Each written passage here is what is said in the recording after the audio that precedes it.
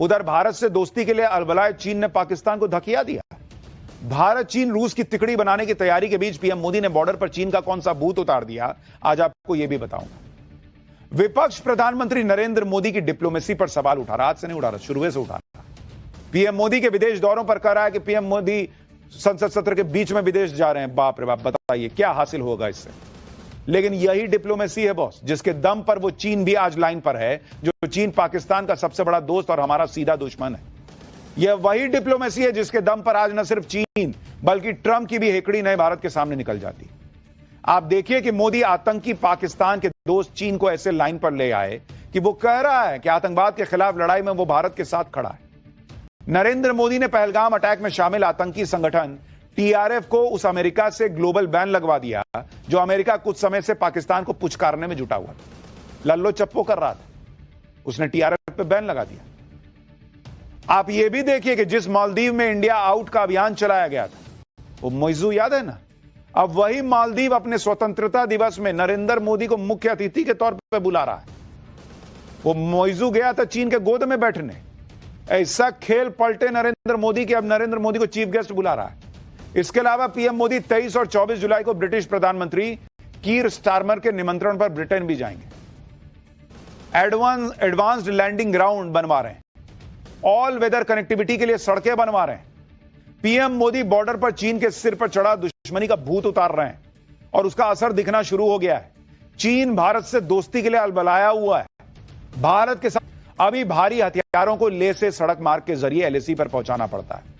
Nyoma airfield बनने के बाद अब सिर्फ 2 घंटे में भारी हथियार एलएसी पर पहुंच सकेंगे। इमरजेंसी सिचुएशन में बहुत कम समय के अंदर सैनिकों को एलएसी पर तैनात किया जा सकेगा। इससे चीन के साथ गतिरोध की स्थिति में भारतीय सेना का रिस्पांस टाइम बहुत बेहतर हो जाएगा।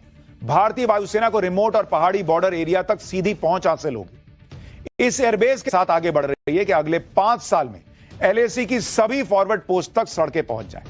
लद्दाख में रणनीतिक रूप से अहम देपसांग और दौलत बेग ओल्डी में 130 किलोमीटर लंबी नई सड़क अगले साल पूरी तरह तैयार हो जाएगी। इसके अलावा अरुणाचल प्रदेश में भी चीन बॉर्डर पर आसान पहुंच बनाने के लिए हाईवे के निर्माण का काम चल रहा है। हिमाचल प्रदेश में सबसे ऊंची शिंकुला टनल बनाई जा रही है जो हिमाचल से लद्दाख तक ऑल वेदर कनेक्टिविटी देगी। यानी नरेंद्र मोदी वो काम कर रहे हैं जो पिछली सरकारें करना ही नहीं चाहती थी या चीन के डर से करने की हिम्मत नहीं जुटा पाती थी। जिनको लग रहा है कि सड़क बना दिया तो क्या ही कर दिया बॉस नरेंद्र मोदी ने। आपको साल 2013 में मनमोहन सरकार के दौरान रक्षा मंत्री रहे एके एंटनी का बयान सुनवाता हूं। उन्होंने खुद कबूल किया था कि भारत ने चीन के वजह से कि चीन नाराज ना हो जाए एलएसी पे सड़कें नहीं बनाई थी और ना कोई एयरफील्ड।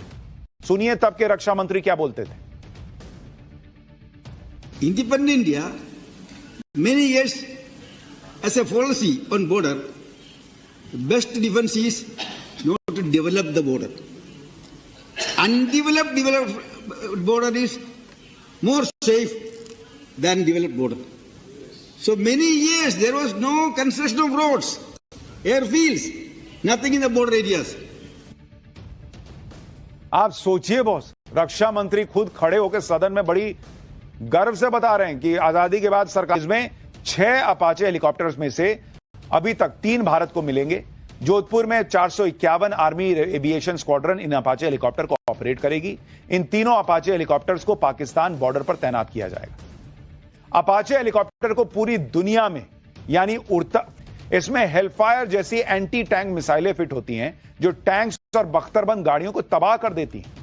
अपाचे में लगे रॉकेट पॉड्स से दुश्मन के ठिकानों पर भारी बमबारी की जा सकती है। नाइट विजन और एडवांस टारगेटिंग सिस्टम के दम पर यह दिन रात और किसी भी मौसम में ऑपरेशन को पूरा कर सकता है। अपाचे की इन्हीं खूबियों की वजह से इसे टैंक्स का फ्लाइंग वर्जन कहा जाता है कि भाई उड़ता फिरता टैंक है जो दुश्मन के टैंक्स को भी एयर स्ट्राइक में बर्बाद कर सकता है।